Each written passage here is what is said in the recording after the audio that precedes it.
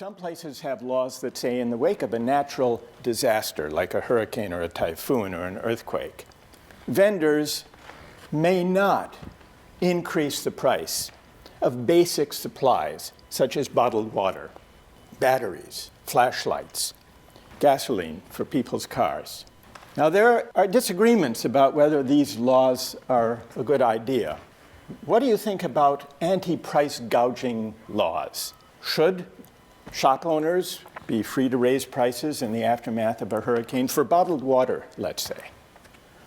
Or should the law prevent Earlier that? today, I signed an executive order invoking presidential authority under Section 4512 of the Defense Production Act to prohibit, we want to prevent price gouging, and critical health and medical resources are going to be protected. The hoarding of vital medical in every form under this supplies, Secretary of Health and Human Services is authorized to designate essential health and medical supplies as scarce. So we have some designating certain supplies. The Attorney General is going to be speaking elements as scarce, and that means it will be a crime to stockpile these items in excessive quantities, which is happening to a relatively small degree, we think, but nevertheless it's happening. We can't let it happen. And we can't let them resell them at excessive prices, which some people are doing. But simply will not allow anyone to exploit the suffering of American citizens for their own profit.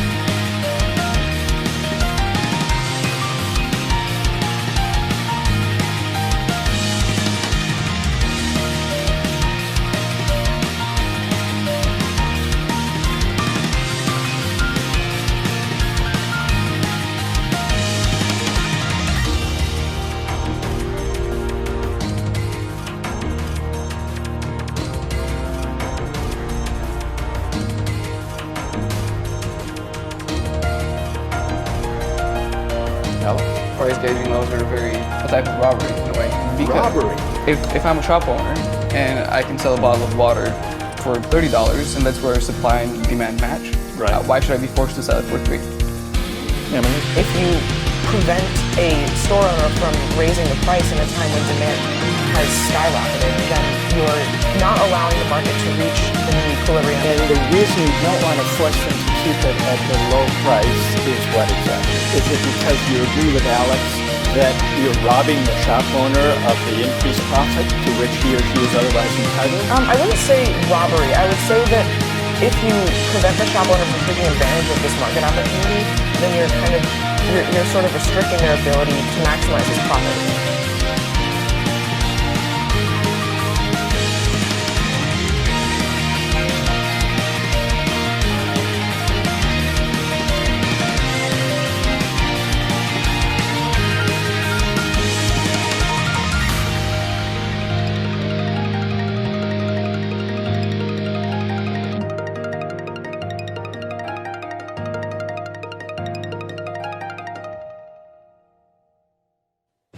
Breaking news tonight, Alec Baldwin breaks his silence. The actor speaking publicly for the And there it's a matter of life and death. And then there's a further, the economist argument, the person who's willing to pay for it. Well, the person who's willing to pay the most is the richest.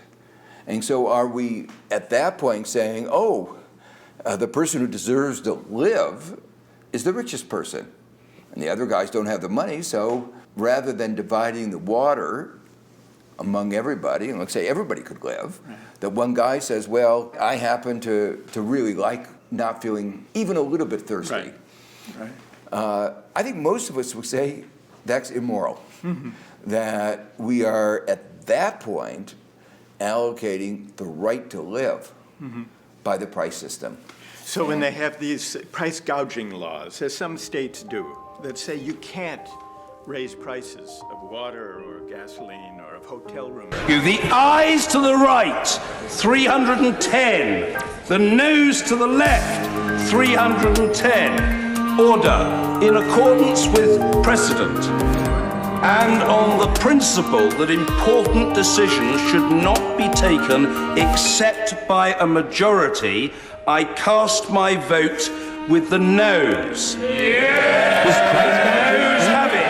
The noes have have it by casting vote 311 to 310. That is the proper Does studying way economics in which to tend to make proceed. people more selfish? Maybe self-interest is not necessarily greedy. Self-interest is not necessarily selfish in the sense of not caring about other people, but maybe by maximizing my self-interest, I'm actually doing things okay for the rest of the world. Raising prices too much, but who exactly gets to decide what's too much? For people to take advantage of those in need violates every biblical standard of morals that I'm aware of. First, consumers cut back. If the price is high, I don't buy that ice or that gasoline unless I really need it. And even then, I buy as little as possible to meet my needs. High prices say, leave something for the person behind you in line. But price gouging laws keep prices artificially low. The first folks in line buy up everything, filling their tanks or emptying the shelves.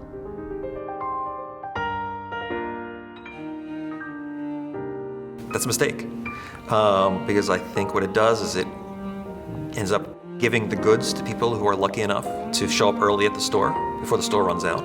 Whereas if the price rose to equilibrate supply and demand, the people who showed up early might buy some, but they'd also be incentivized to conserve. Entrepreneurs create alternatives. High prices are a signal that substitutes are needed. Smart people will formulate and then forge other products or approaches to solve the problem. And this helps everyone. There are plenty of examples of how this works. So if a gallon of bottled water costs $2 normally, and after the hurricane knocks out all the safe water supply, it goes up to $50 a gallon or $100 a gallon.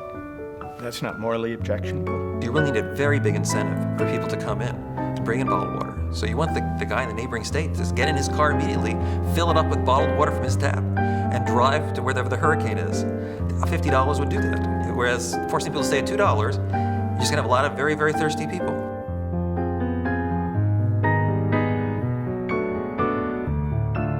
How price signals are vital to a functioning economy.